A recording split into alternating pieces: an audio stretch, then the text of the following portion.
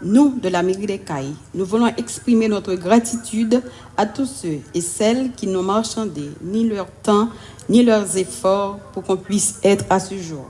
Nous tenons particulièrement à saluer les efforts de OOI, de l'IBERS, de la BPM, qui ont fait le nécessaire pour transférer l'espace, fonds et bâtisses à la gestion de l'État via l'IBERS sous la tutelle du ministère des Affaires sociales et du Travail.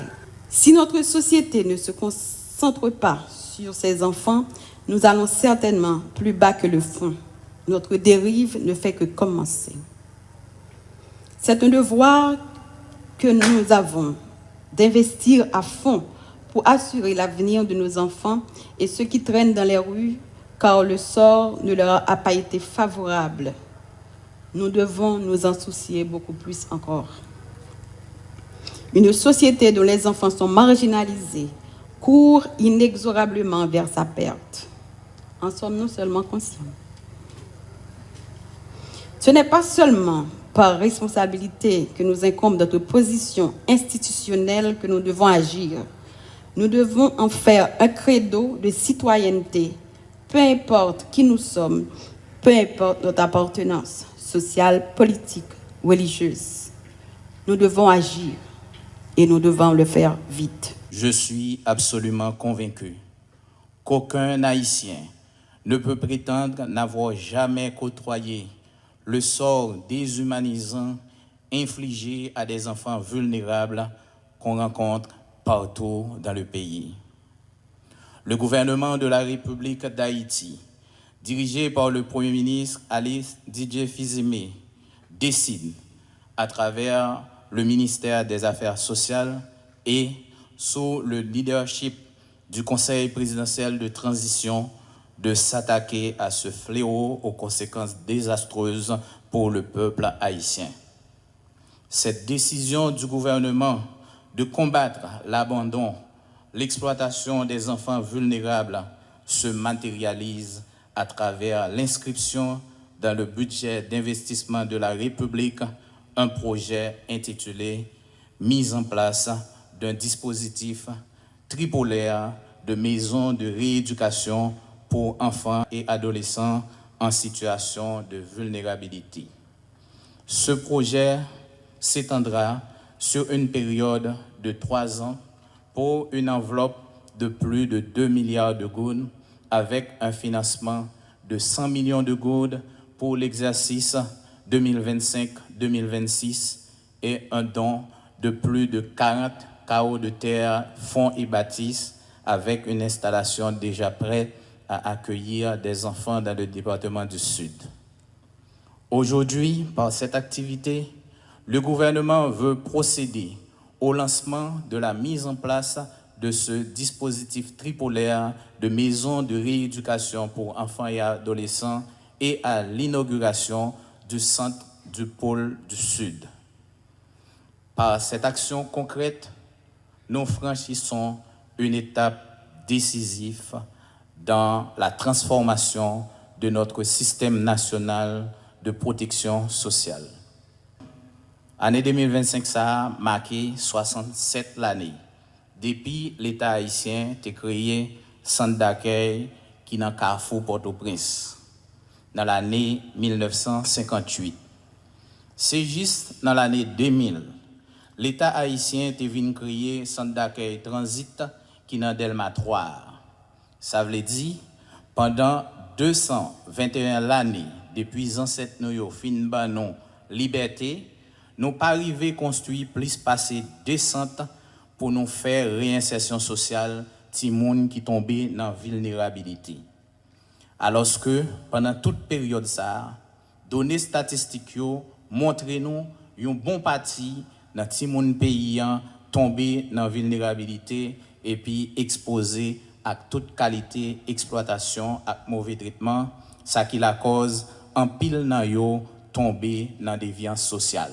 En procédant à l'inauguration du pôle du Grand Sud des centres d'accueil et de maisons de rééducation des enfants, le gouvernement auquel j'appartiens décide de casser cette chaîne de reproduction de l'injustice sociale en voulant que tous les enfants d'Haïti soient comptés d'où qu'ils soient dans le pays.